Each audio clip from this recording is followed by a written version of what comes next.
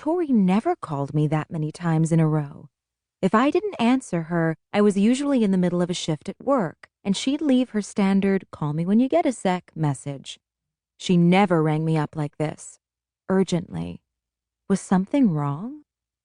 I found my bag halfway under the bed and tugged it out by one of the straps. Palming my phone, I answered the call just before the last words of the verse sounded. "Hey, what's up?"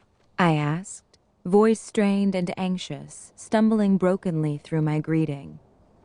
My head hit the side of the mattress as I resumed my location on the floor, with my knees pulled in close against my chest.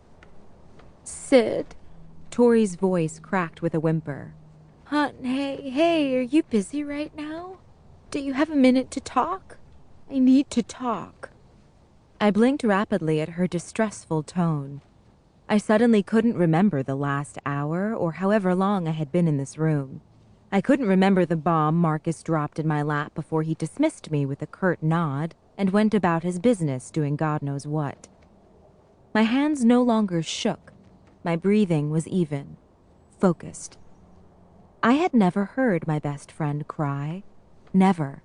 Not once in the 12 years we'd known each other. And we'd been through some shit, let me tell you. But she was crying now. I was right. Something was off. Worry consumed me. My blood ran warmer as I began to pace along the length of the bed, pressing the phone to my ear as I quickly collected myself. "I have as much time as you need, sweetie. What's going on? Why are you upset?" "Wes," she hiccuped. Wes. Tori's boyfriend of 6 months, and serious enough he was obviously worth shedding tears over. I hadn't had a chance to meet the guy yet, due to my busy work schedule and the 3-hour drive time between Tori and myself. But I felt like I knew him. 90% of Tori's and my conversations revolved around what amazingly sweet thing Wes did for her that week. He seemed perfect. My attention snapped back to the phone at my ear when I heard a crash. The sound of glass breaking, followed immediately by my best friend's livid but still distraught high-pitched voice. "Married! He's fucking married, Sid! Can you believe that? That son of a bitch has a wife!" I stopped pacing and stared open-mouthed at the wall. Married? Oh, God.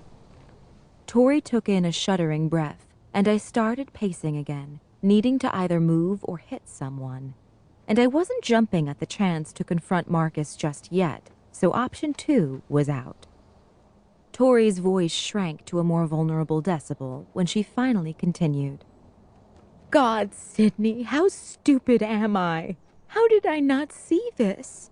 His weeknight rule with being too busy to see me Monday through Friday, always sending my calls to voicemail only to return them minutes later? Which I'm imagining now was enough time for him to make up some bullshit story to appease his wife so he could sneak out and call me back. Asshole!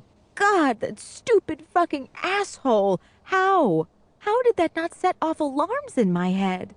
Was it that obvious? Was I that blind, Sid? I didn't know if it was from my frantic pacing or from Tori's confession sinking in, but suddenly I needed to steady myself with a hand on the wall. The room began to spin. I blinked everything into focus before finding my own voice, which I kept quiet. "Oh my God, Tori, my God, how did you find out? What happened?" "Saw him with her at the mall, pushing a damn stroller through the food court," she answered, sounding equal parts disgusted and destroyed. "They looked so fucking perfect together. I didn't know whether to throw up or scream."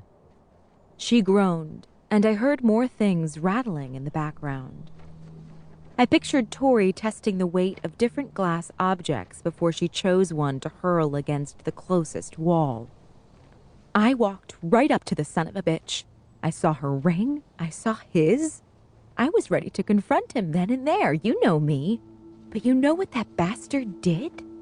She sniffed loudly through the phone. It broke my heart to hear her like this, but I didn't get to tell her that before she continued. He threw his arm around her.